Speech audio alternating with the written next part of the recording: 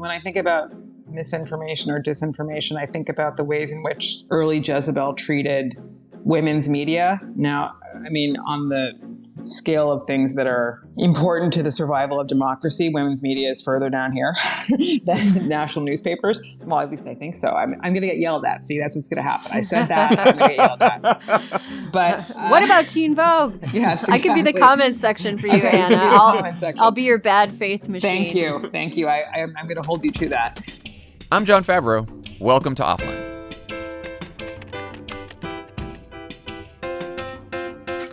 Welcome to Offline. I'm Jon Favreau. I'm Max Fisher. And that was founder of Jezebel, Anna Holmes, and Crooked's own Erin Ryan. The three of us had a great conversation about the influence and legacy of Jezebel, the pioneering feminist website that after 16 years of publication shut down last week. You'll hear that conversation soon. Max and I will also dig into how much Google pays to be on your iPhone, a new device that could spell the end of the smartphone. Get excited. I can't wait. And Ron DeSantis' fight with Nikki Haley about the right to post anonymously online. But first, another once great media empire. But before we get to any of that, did Osama Bin Laden have a point? This guy had takes. I'll give him that much. He did not have a point, but there were dozens of TikTokers this week who asked some version of that question after their first time, I assume first time, reading Bin Laden's 2002 letter to America, where he tries to justify 9/11 by critiquing the U.S. government for, among other things, its support of Israel. He also says, quote, "The Jews have taken control of your economy, through which they have then taken control of your media, and now control all aspects of your life. Precisely what Benjamin Franklin warned you against." I know. I know. Right now you're like, what is going on? What are you talking about? Ben Franklin would have loved the caliphate, He would have loved the caliphate. Here's a sample of one of these TikToks. I read Letter to America, which is Osama Bin Laden's letter to America explaining why he attacked. It's right in the title. It sure is. It's wild, and everyone should read it. If you haven't read it yet, read it. However, be forewarned that this has left me very disillusioned, and I feel the same exact way I felt when I was deconstructing Christianity. I feel a little bit just confused, like I have entered into another timeline. What is this? And yeah, so go read it. Yes, you have entered into another timeline. That timeline is 2002 when the letter came out. Okay, so all of the TikToks, or a lot of these TikToks, are like eerily similar, right? Which is just, it's like, that's the meme, that's right? So it's like a setup, sure. right? Yeah, so I don't think there's anything weird about that. There's nothing weird about that. That's one thing that's not weird in all of this. Some of them have someone, this is a TikTok thing, and they're looking, and it's like me in 2011 when we got Bin Laden, and they're like jumping up and down, and then they're like me now reading the letter, and then they're just like, whoa, mind is blown, I can't believe this. And then people are like questioning their lives, and they're having existential crises. This is the tenor of most of the videos, right? And a lot of them telling you like, wow, the media told me that Osama Bin Laden was bad, but I read this letter, and y'all, you will not believe the truth bombs being dropped. He was a real one. You got to go check it out. This is blowing my mind. Okay. And it I mean, we both watch way too many of these. Yeah, we've literally spent all day doing this. That's right. Yeah. I wish I didn't have to admit. I'm sad to admit. All right, few things to unpack here, Max. Just a few. What happened to us? Yeah, what happened to us? Number one. First is something that you and I have been trying to figure out all day. Like, how many of these videos were there? What actually made them go viral? Right. So there's a little bit of a point of contention here about how much of this is a real trend versus how much of it is just like a few select people who like were trying to edgelord and like wildly missed the mark. We should say just at the outset that some of the reaction, a lot of the reaction online on the internet was like, Gen Z is lost. TikTok has brainwashed them all. Right. It's all over. Right. What are we going to do? Hyperbole leads to hyperbole, leads to crazy backlash. And we are not there, but why don't you... We'll arrive at some bad takes, I'm sure. Just saying that here in case someone clips me the wrong way. So you have to like understand how real this is. You have to kind of like unpack like how it came to come to everyone's attention in the first place. So on Wednesday evening, a guy named Yashar Ali, a journalist, tweeted out a compilation of like 10 or so of these that he had clipped, like highlighting the trend basically, and posted it to Twitter, X, and of course it went extremely viral. But in a way to like highlight or to like understand how viral these TikTok videos actually were, this tech blog called 404 Media looked it up, a bunch of the videos on Wednesday night. They pulled up everything under the hashtag that a lot of these people were posting to, and they found that all of those views total had 1.3 million views as of Wednesday night. And Yashar Ali's tweet highlighting the videos had 8 million views. Yeah. So that's 6 to 1. That really sent it super viral. Right. So it's just to say that the like, even when it first started, the people like us who were like outraged at it or like, what the hell is this, outnumbered the people who were actually watching the videos by 6 to 1. A real Streisand effect. It's right. A huge Streisand effect. This has also been huge on Google Trends and has really picked up on that since Yashar Ali's tweets, but was big before then. A lot of these TikTok videos referring to the letter pointed to a Guardian post that had posted this letter back in 2002. It's like the one easy place on the internet to find it. And the Guardian reported getting like 100,000 views before Yashar Ali's tweet. So there was real interest in it, but it's now like picked up a lot of just people laughing at it. Yeah, and we should say that, you know, the old internet, the Guardian, just a website. It was the number one trending story on the Guardian website. Right. And so that started happening on November 9th. The traffic started. So this has been brewing for a couple weeks. Right. And although it's wild that you can be the number one thing on the Guardian, a huge newspaper, and not even in the top 100 trends on TikTok. Right. Yeah. Because that's the thing is like you hear. So say were there hundreds of these videos on TikTok? Were there thousands? Somewhere between hundreds and thousands. Right. And like you said, the one that had the most views was 1 million, right? And in TikTok world, that is not, relatively speaking, that is not a lot. Right. It's more people than you want hearing about how smart Osama Bin Laden was. Well, I was going to say, so like, even if there were only a few hundred that were like thousands of times, what the hell is going on here? Yeah. So, okay. The way that I would thread the needle on this is that I agree with some of the people who have been skeptical of like the Yashar Ali framing that this is a huge trend and that maybe this is not that popular on our own. It only really blew up because someone noticed it and called a ton of attention to it, like Streisand affected. But I think that this episode is getting so much attention from, you know, not just us, but from like it's getting covered by a bunch of media organizations and everybody's talking about it. I think because not just the videos themselves, or even just because it's like a shocking and weird and wacky story, but because I think it feels representative of what so many of us sense TikTok has become and what its role in our culture has become. And I'm not referring to the like Fox News Josh Hawley thing saying that like TikTok is radicalizing our youth into joining Hamas, which, you know, we talked about last week, is bullshit.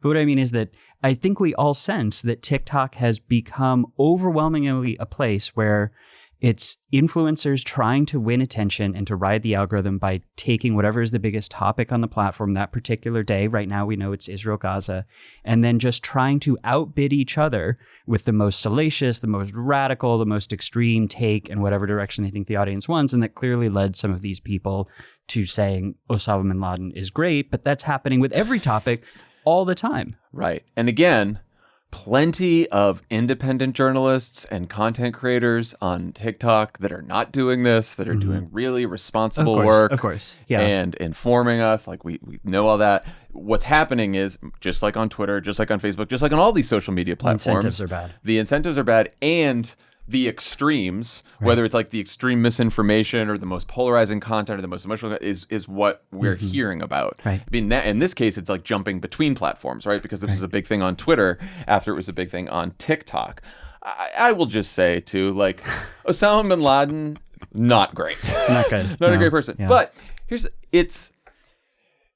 if you are, and a lot of these folks who are putting these videos up are quite young. Yeah. Like Gen Z, right? Yeah. Now, again, plenty of boomers on Facebook, getting caught in a lot of misinformation, spreading a lot of misinformation, right? It's bad takes. Again, it's not necessarily an age thing, but in this instance, if you're a Gen Z, like you don't have a real good memory of 9/11 and the aftermath. And so maybe you didn't read any of bin Laden's writings or many critiques of U.S. foreign policy that have been very similar to bin Laden's letter. Yeah. Because my point is like, there's nothing interesting in bin Laden's letter. A lot of anti-Semitism, a lot of virulent anti-Semitism, homophobia, all kinds of horrible shit. But even if you take all of that out and you just leave the critique of U.S. foreign policy that a lot of people have, and especially with regards to support for Israel, like it's just not interesting, right? Like you could find it in any book anywhere. And there's this whole like the government doesn't want us to know this, and how we've been told for so many years that they hated us for our freedom. It's like, no, George W. Bush told you that because he's a fucking idiot, right? But it's like at the time and ever since, lots of people, the Iraq Study Group report, the 9/11 Commission report, all of these things. Like, and by the way, if you want to read bin Laden's writings, because the Guardian then took the letter down, and TikTok removed all the videos, which I don't know why. It seems just a little make it worse. And it did make it worse because then people are like, the government has been taking it down in the Western media because they don't want you to know. It's like, you know where all of Osama bin Laden's writings are? On U.S. government websites. You can go find them.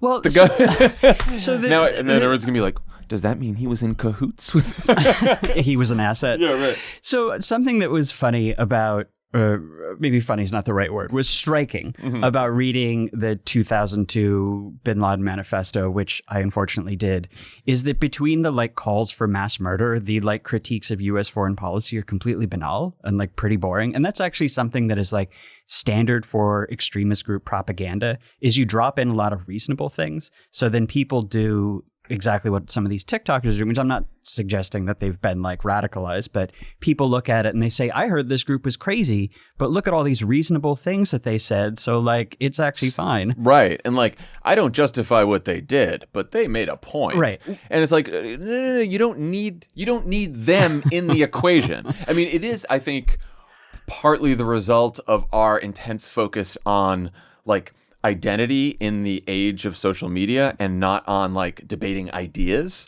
because the it's fact like that these ideas came from a forbidden source. This horrible person said something that I actually agree with. Therefore, maybe they're more on my team than I thought, right? Right. And not just like, who the fuck cares what Osama bin Laden like regurgitated a bunch of critiques of U.S. foreign policy that have been around forever. Well, I think it also speaks to your point about if you are a young person who has never encountered any information about the world before the year 2010, because like, again, his like kind of banal critiques of U.S. foreign policy, like you and I have both been much harsher about the global war on terror than like this letter was. Yeah. And the thing that was sort of striking to me about seeing TikTokers be like having their mind blown at the idea that maybe American military deployments in the Middle East have some downsides to them is it like, and I think this is part of why it resonated, is I think that this speaks to a sense a lot of us have that like a lot of young people today, I'm not saying everybody, I'm not saying the entire generation, but a lot of young people like just don't know that much about the world except for what they learn on TikTok. Right, which is, I mean, again,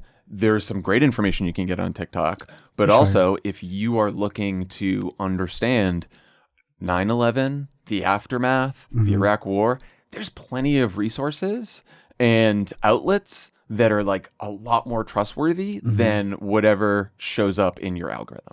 And that's not to say that what shows up in your algorithm isn't entertaining or often informative or often thought-provoking, but like if you really want to learn, there's plenty of resources out there. Yeah, it's good of you to make sure that we make space for the people who are using TikTok for good, because they are definitely there. But I have to say, like, just based off things like the experiment last week of reading about Israel-Palestine, Israel-Gaza on TikTok, I don't think it's a good place to go as like a primary source to learn about something. No, not a primary source. And it's happening. I mean, this is why it's not... Right. It's not great. And I think that obviously most kids who are using TikTok are not like learning that Al-Qaeda was good and they were right and we're going to go like do the caliphate now. Yeah, and like no one's taken a poll in a month and being like, oh gosh, Osama Bin Laden approval among 18 to 29 is good. Like it's not going to happen. It's not going to happen. Come on, somebody's got to run that. I love a troll poll. I feel like what happened to troll polls? They were so big in the 2010s. What was it? PPP used to run polls like this. You would could do get fun 7% questions, said they like Bin Laden, and then we would have a whole news cycle about it. That's basically what this was. That's what TikTok we just did this. It's true. We just did it.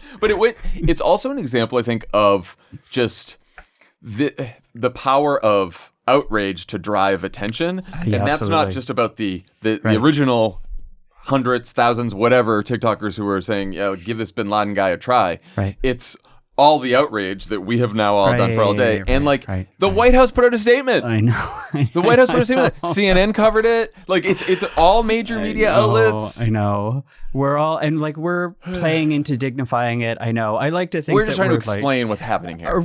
Right. And it definitely, there is a lot of like, I don't know. And it's this weird cycle now where it's like, it was pretty small at first and now it's getting so much attention and condemnation that it's like you're saying, now it's become a forbidden thing that everybody like, I looked it up, a lot of, like you looked it up, the other night, like we're all like kind of like, what's going on? I want to look into this. One more point on this and then we will move on, I promise.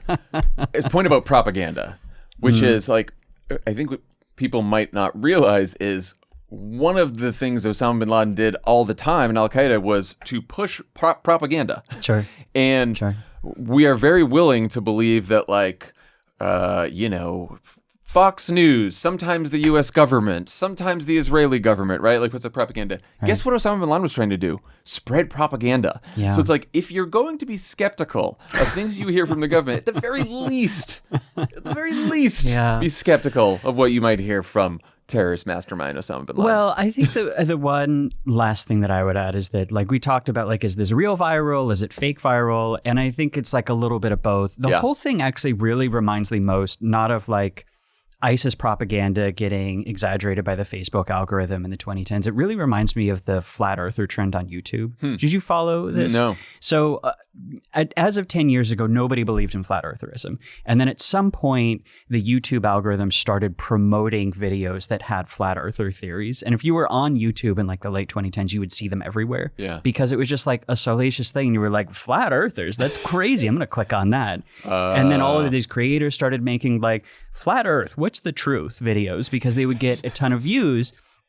And like the youth of America were not radicalized into flat eartherism, but it is way up relative to the baseline of zero. And there've been like a few celebrities who got pulled into it. They're like flat earther conferences. Are you saying now. If we cut this conversation down to a tight 1 minute that our what's going on with Osama bin Laden content is going to get a lot of views?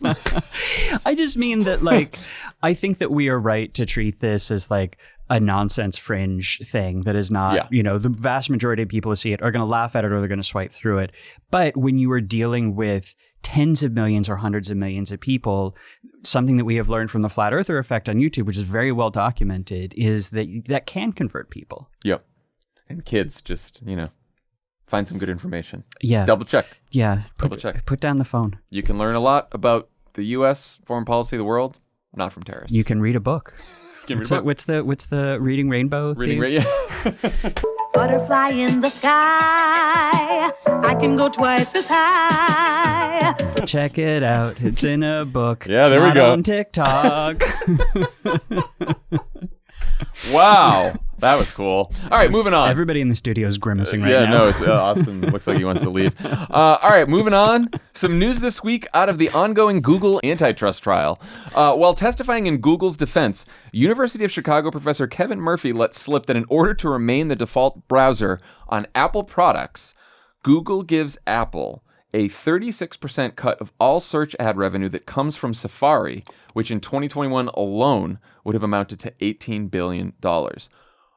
Max, why was the release of this number such a big deal? So the Google's lead lawyer apparently visibly cringed when this information came out, which it was not supposed to. I saw, yeah. Which is never good. That's never what you want from your legal defense. Yeah, you never want it written in the newspaper that he was cringing. So it's not just the fact that they were paying $18 billion in just this one year and are probably paying maybe even more in subsequent years. Although that in itself is really significant because what it says is that if you want to have a viable search engine today, the barrier to entry is $20 billion a year to Apple to get access to consumers, which basically means you can't launch a search engine, which is a like giant flashing neon sign that says that Google has a monopoly. But I think the really damning one is the fact that they were that 36% number, that they had a deal to give 36% of their revenue, which is huge, back to Apple, because it suggests that if they're giving over a third of their revenue to Apple just to be on the phone, it suggests that over a third of the value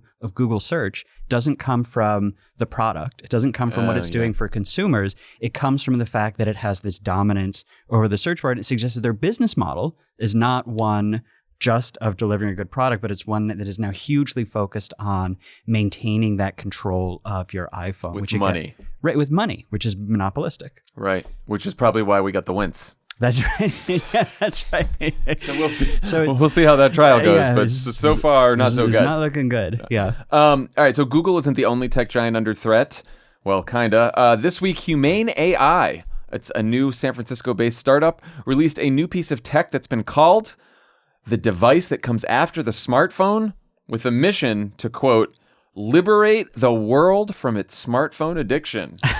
I mean, right? Is this for us or what? I cannot tell you how skeptical I am that they are making a internet smartphone device to free you from your smartphone. Come on. So here's we'll describe it for folks. The device is a $700 AI powered pin that you place on your lapel, or really anywhere you want, and is used via... What were you thinking? Well, they were showing that in the video that some people put it on their bags. Oh, okay. In your purse, you can, I don't know, you put it on your head, whatever. You can get creative. Yeah, and it's used via voice command or a hand-gestured controlled laser display projected onto your palm.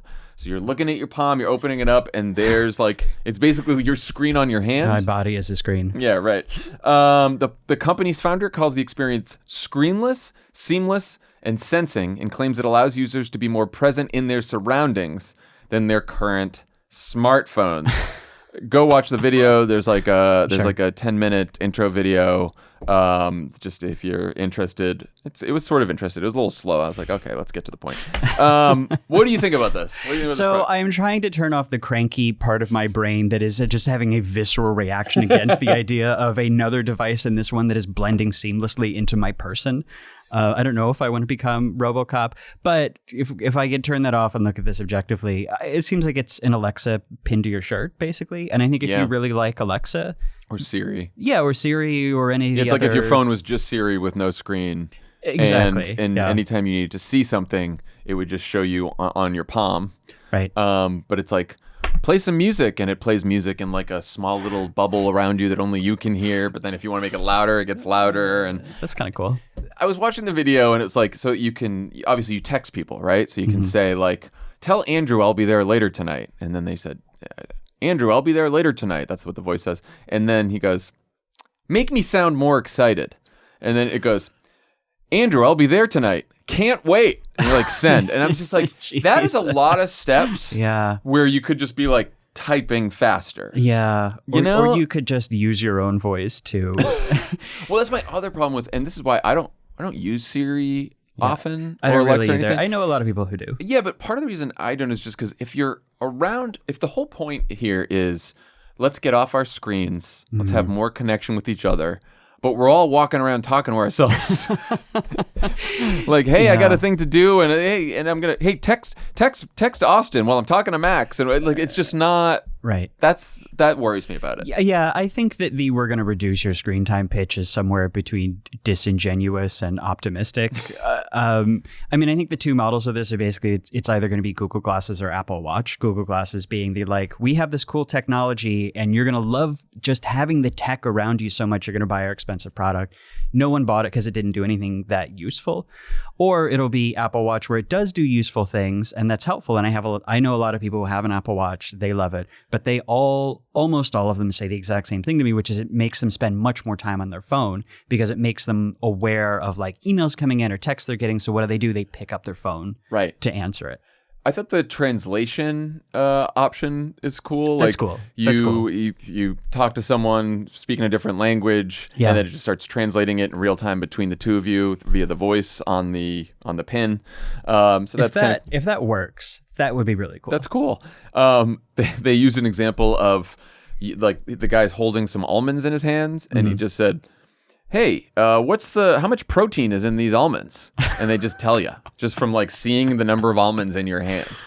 That seems like a very narrow use case. Right. They're like, and you can be, and then you eat them, and then it says, "Enjoy your almonds," and then it says, and then you're like, "How much protein have I eaten today?" Or like, "What's my nutritional cut?" So there's like stuff like that. I don't know if that's necessarily the diet tracking. That could be. I use like the health app. I mean, this is again, it's like Google Glasses. The demo had so many things that looked very cool in the demo, but it's this question of like, okay, is that actually going to plug into my life?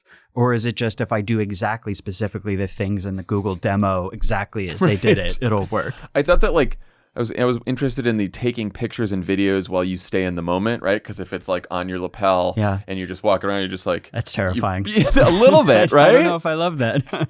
It's like you're talking to someone like, is that your fucking lapel on? Is that videoing me or what? I know. I mean, how much of our culture now is like, has adapted to the rise of the smartphone by all of the like norms and awareness we have around people when they're holding their phone in a specific way that says they're going to take a picture? Like we're very sensitive to that. We want to know when someone is taking a picture or video of us. That's important to us. Yeah, that is true. So maybe that's not as, maybe it's staying in the moment is not that important. It's going to be like when you 10 years ago, people started putting, Post-it notes over the camera on their laptop. Now you're going to carry around Post-it notes to put it over people's AI pins. Yeah, so I don't know. Count me skeptical about the AI pen. Okay. But we'll see. Who knows? Curious. I'm very curious. Next year we'll be doing this, and we'll both have our AI pens via AI pin hologram. All right, finally, Ron DeSantis and Nikki Haley got into a Twitter fight this week over the God-given right to post anonymously on the internet. After the core of the Republican Party cultural platform now is posting. I mean, I was going to say it's like a top issue. It is, yeah. So Haley gives some interview. She says that allowing people to post anonymously is a national security threat. That it's Russian bots and Chinese bots and Iranian bots. Yeah. Ron DeSantis, he's looking for attention. Yeah, boy, is he. He's slipping in the polls. He comes out aggressively in defense of the trolls, and he tweets this. You know who were anonymous writers back in the day? Alexander Hamilton, John Jay, and James Madison. When they wrote the Federalist Papers. They were not, quote, national security threats, nor are the many conservative Americans across the country who exercise their constitutional right to voice their opinions without fear of being harassed or canceled by the school they go to or the company they work for. All right, whose side are you on? You with DeSantis or you with Nikki Haley? So I'm against both of them. You're going to be shocked to hear. Yeah, I thought we were going to get that clip so we could get it out there. So I think Nikki Haley is proposing this for made-up reasons, and Ron DeSantis is opposing it on made-up grounds. Her whole case that, like, we're going to get the bots off because the Iranian bots need to be anonymous, it doesn't make any sense. And also, like, we have a real name use platform. It's Facebook. And it is full of, like, not all the time, but it's a wonderful place all the time. It's a wonderful place all the time. Has had a lot of foreign influence operations on that platform. Famously was the center of it in 2016, although I'm sure Nikki Haley and Ron DeSantis would not be the first people to acknowledge that. So, like, real name does not address the thing that Nikki Haley says she wants to address, or said she wanted to address before she rolled it back, and then said that she only wants anonymity for Americans and not for the nefarious foreigners. I do believe in free speech for Americans. They can be anonymous, but the Chinese bots, absolutely not. I want your names. Nikki Haley bringing moderation in. And then Ron DeSantis is opposing it on made-up grounds, and that he's kind of pretending that this is like the Chinese version of real name policy, which is where you have to use your ID to sign up for it, and it's like very invasive. But like, we've been on Facebook, unfortunately, and it is not a horrifying invasion of free speech. Like, right. It's not destroying our ability to discuss, unfortunately, our ability to discuss politics. Also, there was another platform that had a verification system. It was called Twitter. And now, what happened with that? Well, now it's just if you paid the where's your blue check these days? It's still there. Is it still there? I haven't paid a cent. I haven't paid a cent. Look, Elon. We didn't even talk about this, but Elon Musk this week. I know there was like some real anti-Semitic garbage that some like blue checkmark account was tweeting, and then it was basically like great replacement theory kind of stuff, and Elon Musk was like, you speak the truth.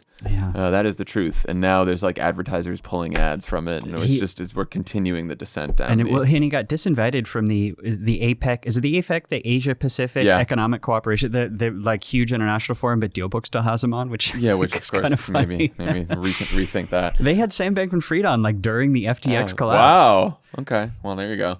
But yeah, no, I think. What do you think about verification systems in general? Like, do you think that there's not that like no anonymous posting, but is there a way to sort of cut down on not just bots, but like the sort of trollish accounts? I mean, this was a huge thing in the like late 2000s and early 2010s, where we were like the internet was becoming at the center of our society, and like that was what led Facebook to adopt real name, and it was very controversial at the time. And I think the effect has just not cut that hard in either direction. It's still pretty easy to set up fake accounts. It's still pretty easy to be an asshole. People are still assholes under their real names. That's the real. Yes, people are assholes under their real names. Yeah, I mean, they'll give you their address, and they'll say, "I'm an asshole. Come find me. Here's my social security card, and here's a racial slur." That is what we get. And I have not seen this actually comprehensively studied. I get the sense anecdotally that it cuts down a little bit on the toxicity. You know, platforms like Twitter are worse for a number of reasons. The anonymity is probably one of them. But I think the reason that we ended up basically not pushing too hard in one way or another is that it just doesn't make that much of a difference. And there's only one country in the world, China, that has ID-backed real name verification because it is such a privacy nightmare. South Korea had it for like 3 years, and the Supreme Court struck it down because they deemed it such an invasion of privacy.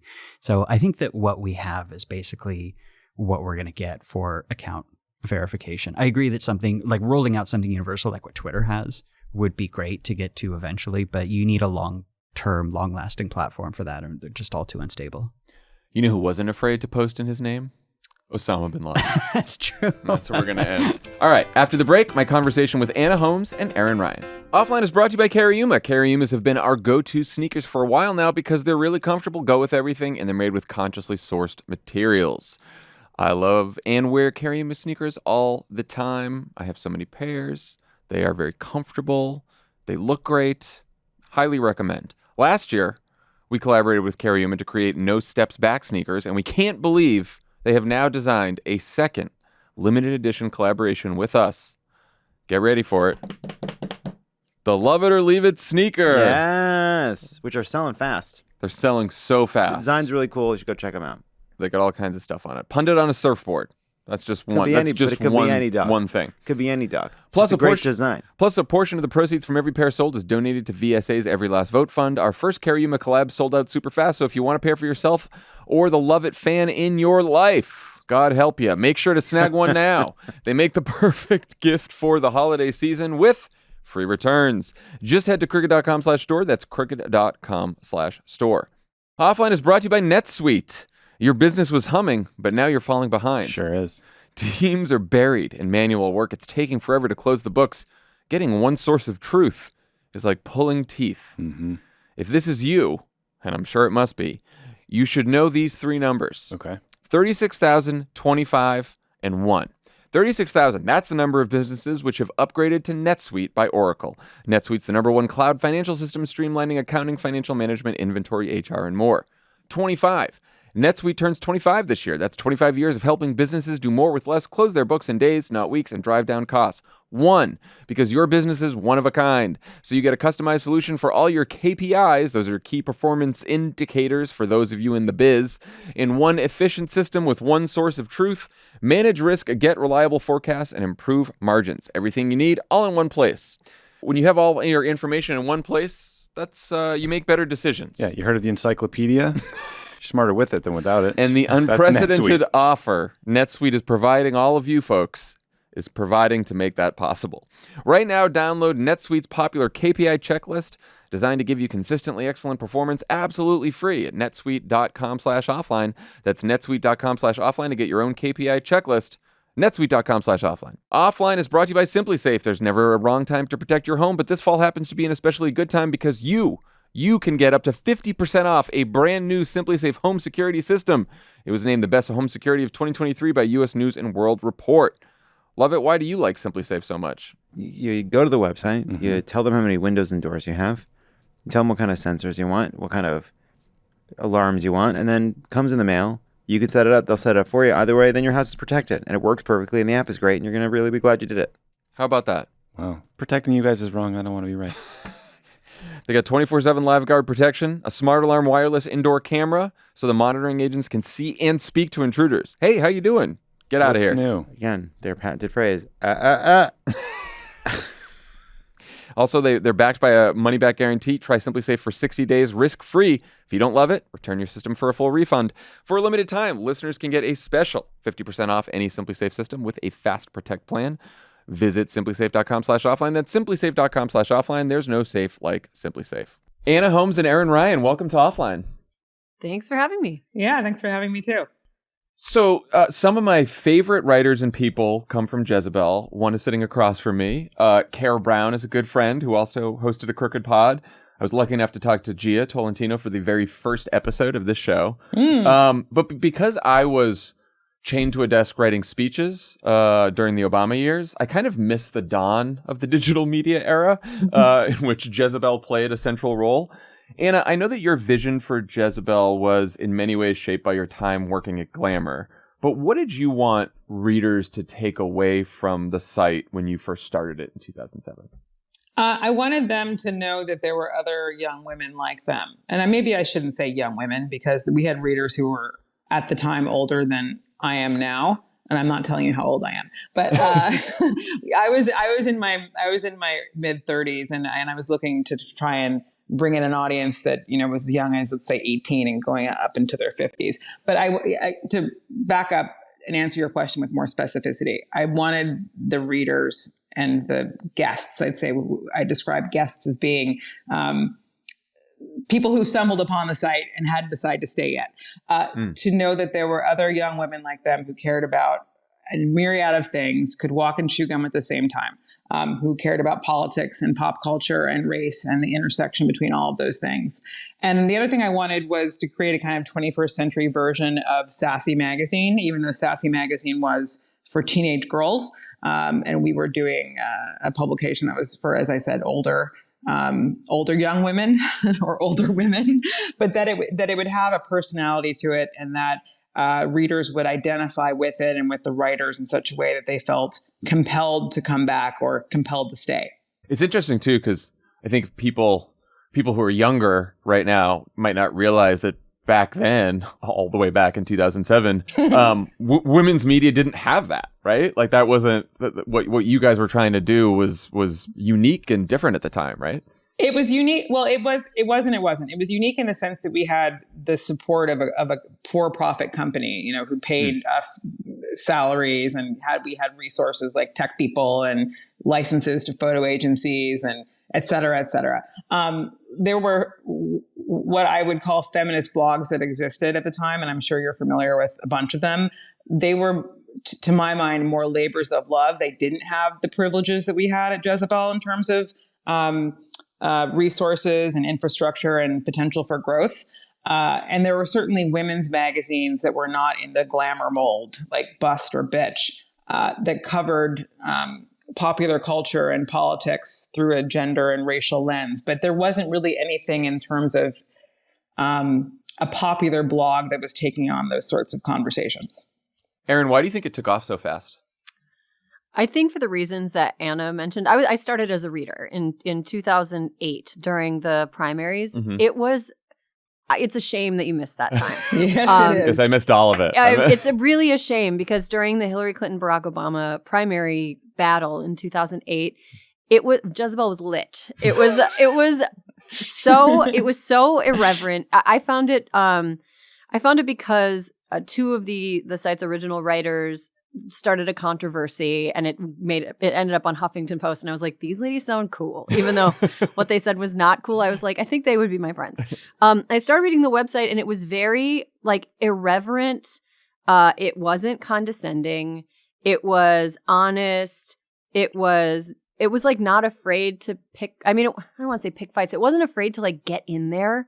It wasn't afraid to kind of be a little bit confrontational. And I loved it. And there was also a commenting community attached to it that was really active and vibrant. And every single article would be hilarious. And at the end, there would be all these comments that were super funny or thoughtful or incisive, and there would be arguments. And it was just so entertaining. And I worked at a bank at the time. And I liked Jezebel way more than I liked my job. I was gonna ask Anna, like the idea that readers could communicate directly with writers and each other in a comment section was fairly new back then. How much did that factor into your thinking about what you wanted the site to be in those early days? That is a great question, and I'm not sure that I did factor that in, because I don't know that I understood the importance that the commenter community would have on the site and the influence they would have on how we wrote what we wrote and what we wrote. And, I think we were very hesitant to admit that they were so empowered or that they were so powerful. But when I started the site, the comments felt like they were something that happened on blogs, that they were secondary. And for a long time, I thought of them as being secondary on Jezebel until I realized that they were almost as primary as the actual work of the writers and editors that got paid to do that. It's funny when Erin talks about 2008 and the fights that broke out, maybe arguments is a better word, between commenters and between and among editors and commenters about the Democratic primary. There wasn't so much fighting about, listen, the site was very pro-Obama. Like it just was. We were not trying to be fair and balanced. We were all in for President Obama. But yet there would still be kind of skirmishes that would break out, particularly when Hillary was still in the running for the nomination. And Erin, the fact that drew Erin's attention, I think is representative or reflects what was happening with a lot of our readers, which is that they were interested in a place where they could talk about politics, and where you could talk about politics and be very funny about it as well. And not to like blow smoke up Erin's ass, but she was one of the funniest. I know that. I know that. I mean, it was also a place where our opinions on politics was taken seriously. I feel like so much political media was just a bunch of old, smarmy white guys that haven't really probably had a conversation with anybody under 30 for a really long time. Or, I guess New York City, regular 30 is New York City 40. But you know what I mean? Like it lacked a youthful sensibility. And it was almost like at Jezebel during that time and after, but specifically that's what drew me to it, was like our opinions and our experiences were taken seriously as ways to contribute to a political conversation. What made you take the leap from? I hadn't realized, by the way, until I knew you didn't know. Of course, I knew you worked at Jezebel, but I didn't, and I knew you worked at the bank too. But I didn't know that the leap from the bank to Jezebel was because you were like a commenter who then became a staffer. Yeah. So this is one thing that I don't think Jezebel's totally unique in it, but it's one of the places that did this the most. There were like little extra jobs that active commenters were given on the site. Like a comment moderator was picked from the large group of commenters, and then she wrote sometimes on the website under her commenter name, and like weekend shifts were sometimes picked up by people who were like trusted commenters or whatever. And I was like asked to just try out a Sunday shift by Anna's successor, Jessica Cohen. And so I did, and I ended up working like Sundays. I got paid $100 to write. I got paid $100 a Sunday. And I would wake up at 6 a.m. and I would post until like every half an hour until the posting day was done. Oh my gosh, that's a lot of posting. I know. Some of it was like, oh, here's a funny picture from AP and here's some commentary on the picture, whatever. And then I would like go to bed and wake up and go to my bank job. And I did that for like a year. And I was like, I really hate my bank job and I really like writing. So I asked to be hired full time, and I didn't look back. I moved from Chicago to do this. Like I did, like it changed my whole. What was it like being on the other side? As a writer? Yeah. I think the transition was slow because there was a period of time where I was like doing both things. I had a lot of sympathy for the staff and how entitled some of the commenters felt to like controlling the content of the site. Like it was almost like a fandom sort of, you know, how people who are like really into something feel like betrayed when they change, you know, the race of one of the Marvel characters, or, you know, it almost felt like a fandom, like where if somebody wrote something that a reader did not agree with exactly, they would take it as an affront because they saw the website as something that was supposed to be their personal voice box. And that's not really possible to do. And that's not really fair to expect writers to do that. And lo and behold, that's what the entire internet is today. Yes, exactly. Well, Anna, you've talked about sort of the constant struggle of feeling politically and personally in agreement with some commenters, but alienated by their rhetoric. Yeah. And this is something I always wrestle with when I'm following some progressives on social media, mainly because I'm always worrying about, like, what's the most effective way to persuade someone on some political issue. But what was that tension like for you sort of running Jezebel?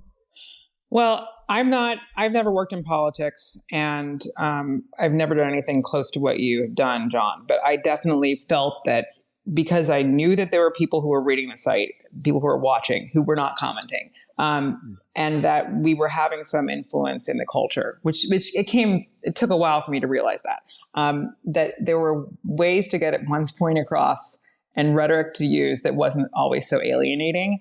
And I did feel sometimes that the tone of the comments on the site were alienating, not just to me. And again, I was an ideological ally, but to some of our readers. I didn't want to bring in Fox News readers. That's not what I was concerned about. But because there was often bad faith assumed on the part of the editors, writers, and I guess, going the other direction, the commenters, the tone often felt somewhat tense to me. Looking back on it, I realized that was, for the most part, a plus, that we were engaged in passionate conversations. But being on the site as like a site lead and editing the copy and reading the comments and having to moderate them, I was always in the moment, but also aware of the moment and aware of the ways in which what we were saying and what the commenters were saying might be taken the wrong way, or just might be turning people off. This was before trolls, though. I'm not saying trolls didn't exist on the internet, but like for the most part, the commenters who were irritating because they were over the top in their rhetoric. But we were not having outsiders, quote unquote, coming in and trolling, or if they did, they were banned immediately. The comment section was moderated. So it did feel like a protected space. And within that protected space, there was a lot of sturm and drang, but it felt like a protected space. And maybe Erin can talk more about this because she was in the comments. Yeah. I think Anna, I was going to ask you if you think your time, like kind of developing an awareness of how to get things across without pissing people off, has given you kind of like you have kind of a reflex when you see something that was worded where you agree with in principle but was worded wrong, where you almost are like, oh, I know how they should have said that to not make people mad. Like, yeah. Do you feel like you have that? So I feel infected by it. No, I was going to say, I mean, when you use the word infected, I think that's a good word to use, because I don't always think that's a good thing. I think that the fact that I'm constantly wondering how this or that or the other is going to be taken by this or that or the other constituency, for lack of a better word, has hampered me in some ways as a writer and as an editor. I'm oftentimes thinking too much about how something might be received, or who might get mad, or how they might get mad, and in what ways they might express that anger. So I'm not sure if that's what you meant, Erin, when you used the word infected, but it has definitely put a damper on how I think about my own writing. It can be like, I think it trained us to kind of defang some of the things that we were going to say.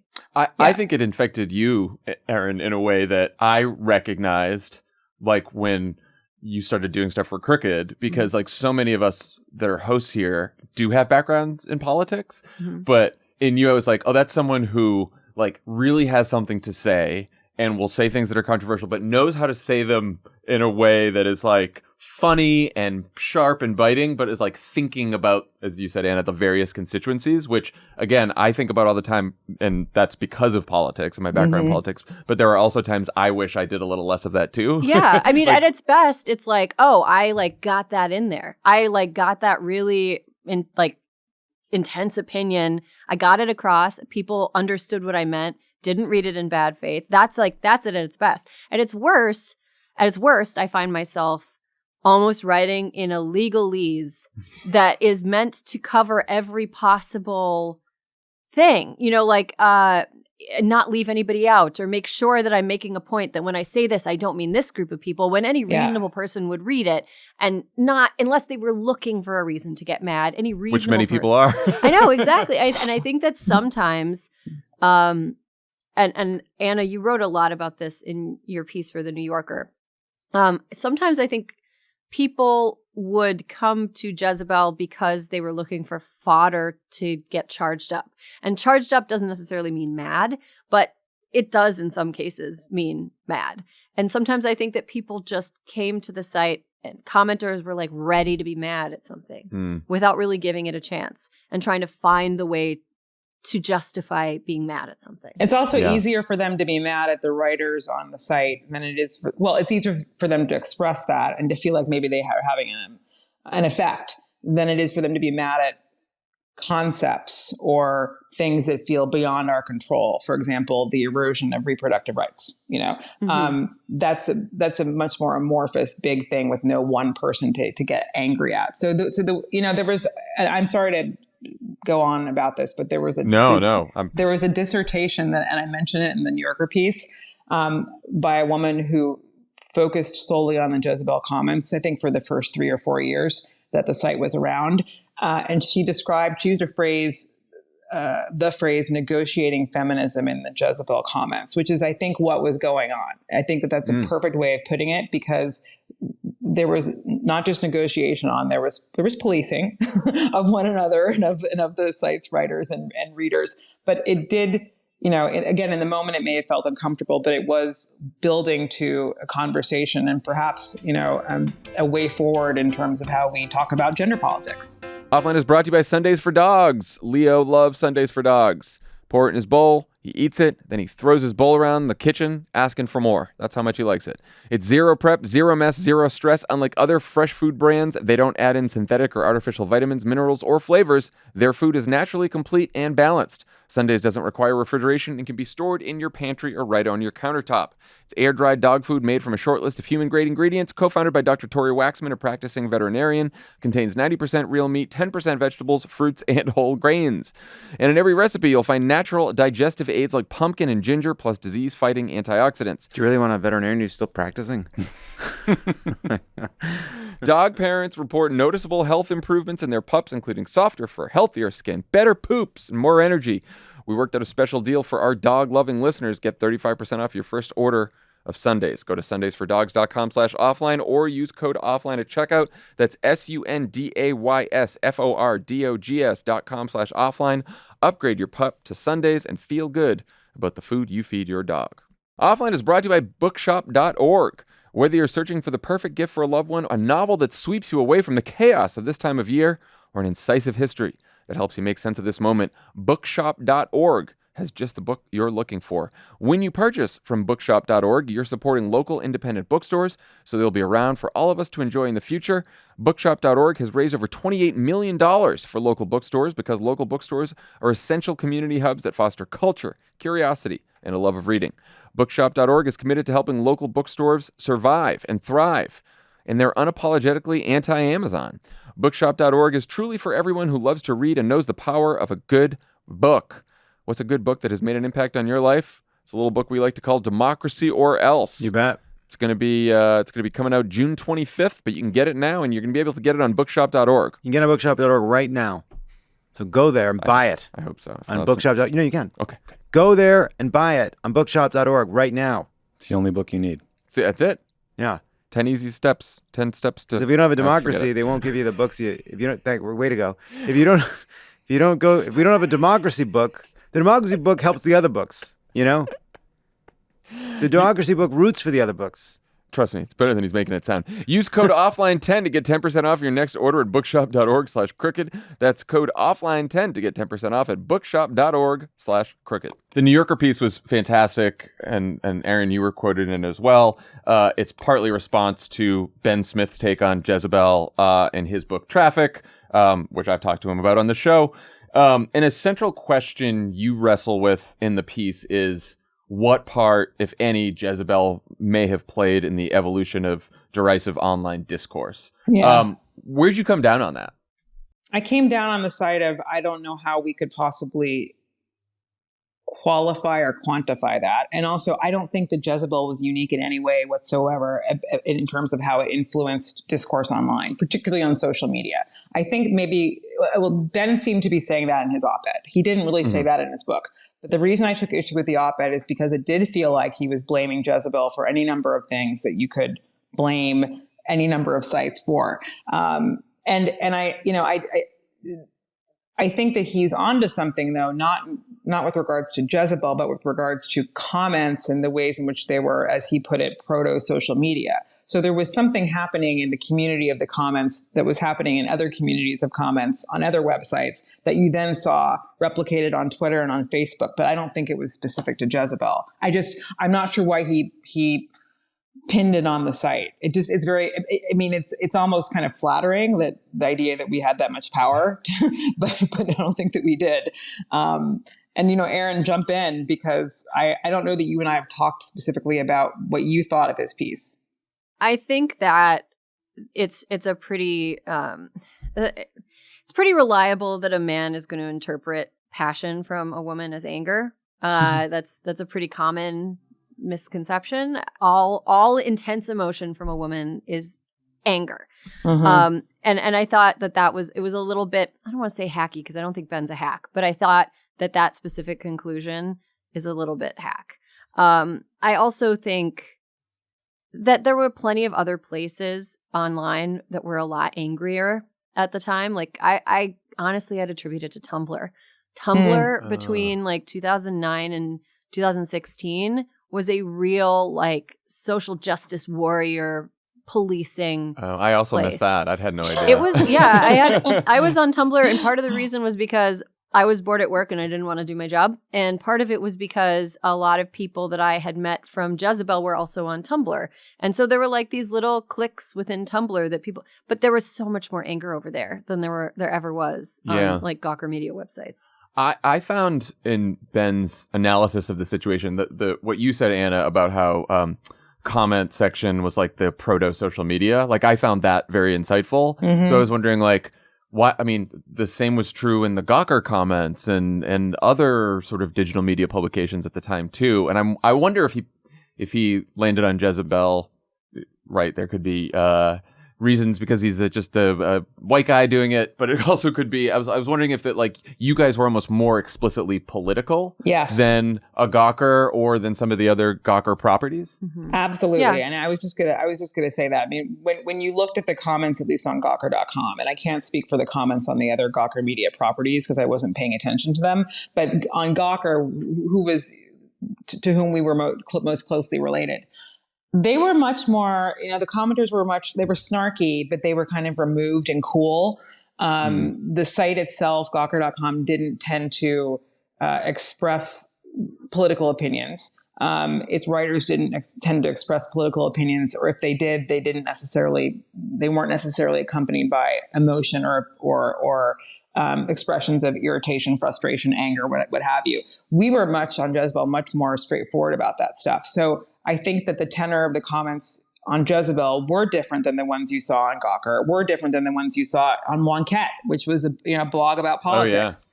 Oh, yeah. A very funny one, I might add. So it's possible that Ben is thinking or was thinking of things through the lens of New York media guy who was paying attention to, Gawker Media and a couple other blog networks, but not things like, as Erin just pointed out, Tumblr. And that in that kind of sphere, media sphere, yes, Jezebel stood out. Yeah, I would also add that I think that Jezebel is writing about, we're writing about politics, but the way that politics impacted women at the time was a lot of times in negative ways. So we're writing about things that a reasonable person would become angry about. So like, why is that noteworthy that we wrote about things that should make someone angry and then people got angry? Well, the other thought that kept running through my mind reading all this was, as opposed to like Jezebel contributing to what would later become sort of the complete mess of social media, it seems like social media is so much worse than any of the sort of digital media bloggish properties, the comment sections back then. I mean, social media is like the comment section come to life, but now I feel like it has, the comment section became social media, and then social media started sort of eating away at the line between journalism and comments. And now that line is, you almost can't see that line at all because there's still journalists posting on social media, obviously, but then there's so many people whose job is just like, I'm a pundit. I just talk on social media. I'm just a personality. Yeah. And I wonder if you think that's, I mean, I feel like it's a bad development, but I don't know what you guys think. Like hearing you talk, Anna, about this like controlled environment where there's negotiating feminism in the comments and it is somewhat policed, but you're letting people do it. It sounds like the good old days. It was pretty policed. It was like, it wasn't like, woo, woo, you're under arrest. But it was like, there were distinct rules, like we had I think when Anna, when you were at the helm, it was like, there was a no body snarking rule. So if there was an article about someone, you couldn't say something shitty about their body, whether it was a big body or a small body, you just, no body snarking.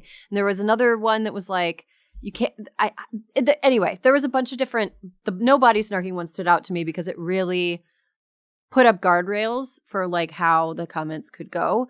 And if you broke one of the commenting rules, you could just get banned. Yeah. Temporarily or permanently. And that, putting those guardrails up required like human labor. There was at one time, and this was after you were gone, Anna, there were like 5 comment moderators that we were going through, and like they're making sure that like, okay, we got to bounce this one down. We got to block this person because we also had more trolls at the time. But in order for that to exist, you need people that are like working and like sifting through it by hand. You can't do it with a machine. You can't just like do it with the honor system. You have to have somebody actively in there that's like, all right, this is a rule. You broke it. You're out. Anna, what's your view on the fact that a lot of these guardrails have fallen away now? Well, I mean, I don't know that this is a good answer to your question, but so I left the site in 2010. I was very exhausted. And in part, I was exhausted because of the moderation of the comments. I then migrated to Twitter immediately. Like I went from like running Jezebel to spending all my days on Twitter and then writing here and there for different publications. But I was really obsessed with Twitter. And I could see, maybe not at the time consciously, but I could see the ways in which the commenting culture online was influencing Twitter. But I then left Twitter, which is to say that I stopped engaging with it about 4 years after I started. So this would have been in 2014. Because the tenor of the commentary on Twitter became very toxic to me in a way that was not dissimilar from the Jezebel comments becoming more and more difficult for me to handle. Twitter commentary and rhetoric became more difficult for me to handle. And what it seemed to me that there were just certain people, maybe not that many in the aggregate, but who liked causing trouble on Twitter. I think we all know we've all experienced folks like that. I'm now kind of, I'm not sure how to answer the question except that, again, it was a protected space on Jezebel. It was highly, highly, highly irritating at times to have to moderate them, but at least we had some measure of control. Erin mentioned in her piece about Jezebel something called disemvoweling. This is when someone made an obnoxious comment, and instead of banning them, you just pressed a button and took all the vowels out of their yeah. And when you saw it was like a tarring and feathering, like a digital tarring and feathering. Yes, it was. Because everyone would gather around, digitally gather around and try to figure out what the comment was and be like, uh-oh. That's so funny. It was almost worse than having the person banned or having the comment deleted, which we didn't tend to do. We didn't tend to delete comments because, it did attract attention, but it was also really fun. It was so much fun to do it. I loved it. That's like a proto quote tweet or a screenshot of a tweet, and then, and everyone just sort of like piles on. So Jezebel had to shut down last week for the same reason. A lot of digital media outlets have had to shut down or downsize recently. Anna, how optimistic are you that someone will eventually figure out a more sustainable business model for the kind of written content that Jezebel did? Well, let me first say that I don't know that it had to shut down. Like, I don't know the ins and outs of what happened, but it seems to me, from what I've heard from the staff, not directly, but from the staff on the site, that they felt very strongly that the site had been mismanaged by the company that owned it. Again, I didn't work for the site. I have not spoken to the staffers directly, but I guess I have to keep reminding myself when talking about the end of the site that it maybe didn't have to happen. So that's the first thing I just want to get across. The second thing I want to get across is that I'm not a business person. So I kind of feel like I'm not a good person to answer the question about what the future is. For sites or for content like that you found on Jezebel, one of my former staffers said, well, maybe Jezebel was a victim of its own success, that, it changed the culture enough and its writers and editors and readers moved on and moved into positions in traditional mainstream media in such a way that you see those conversations happening all over the place, as opposed to in one particular location, in this sense, Jezebel. But I do think it seems to me, from what I've heard, is that people have a hard time getting advertisers to put advertising against stories or sites that have content around sexual assault or abortion rights or what have you. I would hope that we are advanced enough and savvy enough media consumers that advertisers would not see those things as being risky to them. That, let me put it this way. There was a period of time when I was at Jezebel where I got the sense that the advertising folks at Gawker Media were having a hard time selling advertising against it.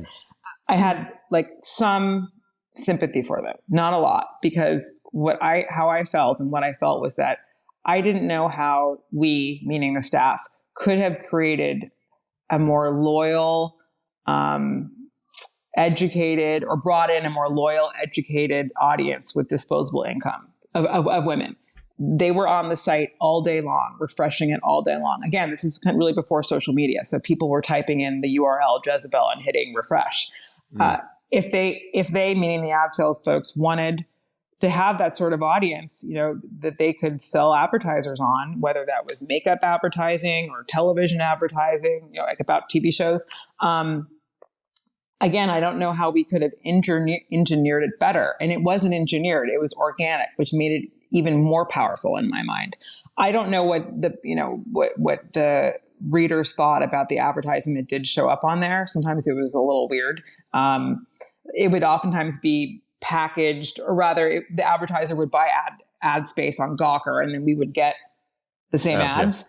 Yeah. I don't know what you call that, but there was oftentimes advertising that felt a little off-brand, but I didn't get the sense that I'm trying to think how to put this, because I don't want to put it all on the advertising people at Gawker Media. I think I want to put it all on the advertising industry and their lack of imagination in terms of what young women were interested in talking about and the ways in which they wanted to talk about it and the places they went in order to talk about it.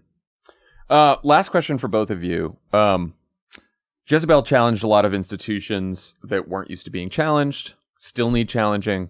We are also now in a period where trust in institutions has never been lower, especially media. And that's obviously causing all sorts of other problems. If you were starting Jezebel or another outlet like it today, how would that factor into your thinking? And what are some ways you think about dealing with that dynamic today? Wow. I mean, that's a really tough question. And I haven't thought about it before you just asked it. So you gotta give me a moment. I mean, if I were to start Jezebel today, how would I factor in the fact that there's so much disinformation and so much misinformation? It's that, and it's also just this push and pull of and this is a sort of a progressive thing, right? You're challenging institutions, you're holding power to account, right? And then, but you can do it, it can go so far in the other direction that suddenly everyone's like, well, now I don't believe anything. Yeah. And now I don't trust any institution. And then you have chaos, which is, I feel like, what we're heading towards. I mean, I was number 2 on the masthead at Jezebel from like 2013 until late 2015. And I would imagine that the way that we like chose and assigned stories at that point was different even when Anna started it. And part of the reason was because even then, I mean, we were ramping up to 2016. Trump was never going to win. Right. You know, the escalator thing had already happened. We were like, what an idiot. He's hiring people to show up to his rallies. But even then, like, disinfo and misinfo was kind of ramping up. And I found that, I found that we sort of had to put in some positive stories, even though they were not as fun to write. Like, it's way fun to write. It's way more fun to write a takedown. It's way more fun to, like, you know, be kind of like snarky about a politician that everybody likes. And well, yeah, but what about this? But we had to do some like stories that were a little bit more like, get a load of these women who are like running for office for the first time, and they all sound really cool. One of them in one of the articles was Tulsi Gabbard. Whoopsie. Good job, Erin. Yeah, I'm a news. She had a brief, normal-seeming period. I'm a news genius. But we did have to make calls where we're like, okay, how do we like write about politics in a way that isn't just relentlessly doom and gloom? Can we find something to celebrate? Can we find something to be positive about, but not necessarily it's also like real, it's really cringe to be like a fangirl of politics. Yeah. And I feel like during that era we were trying to still navigate how do you be enthusiastic about the work a politician is doing without veering into like Daddy Cuomo-ism.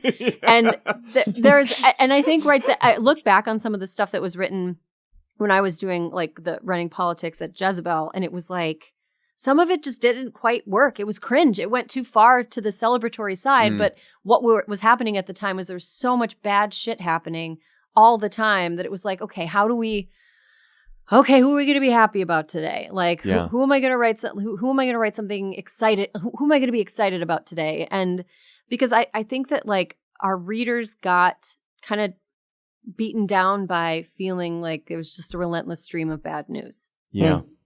You know, it's funny because when I think about misinformation or disinformation, I think about the ways in which early Jezebel treated women's media. Now, I mean, on the scale of things that are important to the survival of democracy, women's media is further down here than let's say, I don't know, national newspapers. But well, at least I think so. I'm going to get yelled at. See, that's what's going to happen. I said that. I'm going to get yelled at.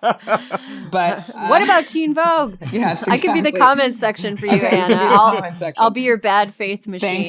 Thank you. I'm going to hold you to that.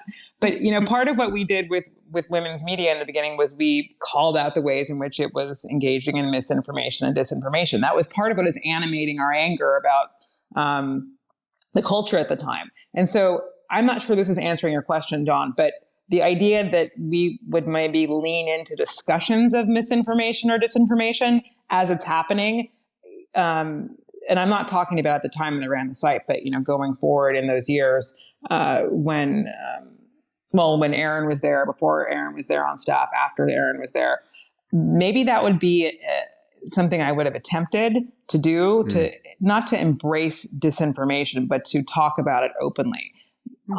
On the other hand, to do so might increase people's disbelief or trust in media outlets. It might have a bad effect. So I'm not, I think it's a great question, and I'm not sure I have a good answer for it. But, and you know, I'm also not immune to, as someone who comes from a journalism background and, you know, understands for the most part the ways that publications and news outlets work. As I've gotten older, I think the cacophony of things going on around us has made me a little less credulous about the things that I read on the internet. I hate to say it, but it's true. Yeah. I would say if I was trying to set up a print Jezebel-like publication, one one of the things that I would try to get into more is like a peek under the hood at how like journalism and media works in general, and like make it really conscious. Like most people don't know what beet sweetening is. So if you read like that Jeff Bezos, Lauren Sanchez profile in Vogue was like an obvious, okay, why are they putting them in Vogue? They're not attractive people and those pictures are weird. They look like AI pictures. Really. Yeah. It's really weird. We talked about this on Hysteria this morning, and like I felt like I was in a Gadzooks store. Remember that mall store? It's just like, what is this? But I feel like if people understood like, okay, Vogue is a website Vogue is a magazine that needs advertising. Jeff Bezos controls a company that has so much advertising money. This is like maybe one of the reasons why this is happening. Or like, why was there a weird, I don't know, if there was like a profile of Kellyanne Conway in the Washington Post, why would they do that? Probably because somebody on staff is using her for a really important source. Right. And this is a way to do it. So just basic stuff like, of course, publications sometimes do things that don't make sense on the surface for background reasons. And getting into those background reasons, I think is like super interesting. It's like good to know why things work the way they work anyway. And it also kind of indulges the conspiracy mind that we all have at this point. But it indulges it in a way that's like, no, there are things going on that you don't see, but this is what they are. Yeah. It's not like, QAnon, Robert F. Kennedy is not going to save you from vaccines. It's like the media works a specific way. The information you get goes through a process before it gets to you. And another thing, like I remember during like a lot of the Me Too stuff, and Jezebel was publishing Me Too style stories about powerful men before it was cool. I'll say that is one way that it was a pioneer. But I think a lot of people reading the stories would say like, oh, there's only like 2 things in this article. And I don't think a lot of readers understand that like when something gets published on a website that has a fact-checking process or like a journalistic process to it, there's always more than can be printed. Yes. And it's just like, the Louis C.K. stuff that ran in the New York Times. People were like, I don't know, why is that a big deal? Well, there was more. Mm-hmm. There was more that they weren't able to totally nail down. And that sort of information, I think, gives you more literacy when it comes to just encountering the media, the world, whether it's true information or disinformation or mainstream media or like more niche media. Yeah. No, I think look, I asked the question. It's a very tough question because I have not answered it. And I think about it all the time at Crooked.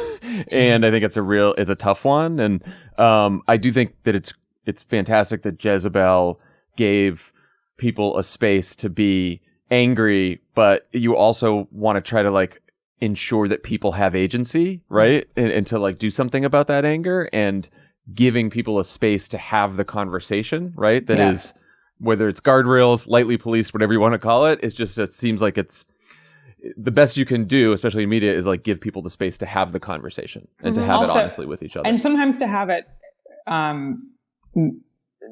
with humor. I mean, I can't, a lot of the kind of post Jezebel commentary that I've seen has been focused, well, and even my piece for the New Yorker was focused on the idea of Jezebel and its expression of anger.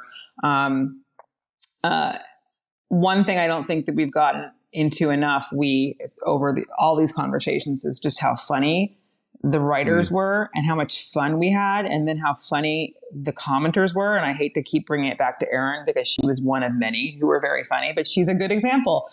We had a lot of fun on that website. And so one of the commenters, Anna, went on to be the head writer of SNL. See? Literally. Literally. Oh, wow. Yeah, she was in the commenting community at Jezebel, not under her real name. And I interviewed her not long ago, and we talked about it a little bit. But and her real name is what? What is her real name? Anna Dresden. Anna Dresden. Yeah. Okay. There's lots of Annas. But yeah, it was really, really, really fun, as much as I wanted to tear my hair out. And so I do think it's important. I want people to remember it in that way as well. Yeah, that's important. Anna Holmes and Erin Ryan, thanks for chatting about Jezebel with me. This was fantastic. Thank you. Yeah, thanks for having us.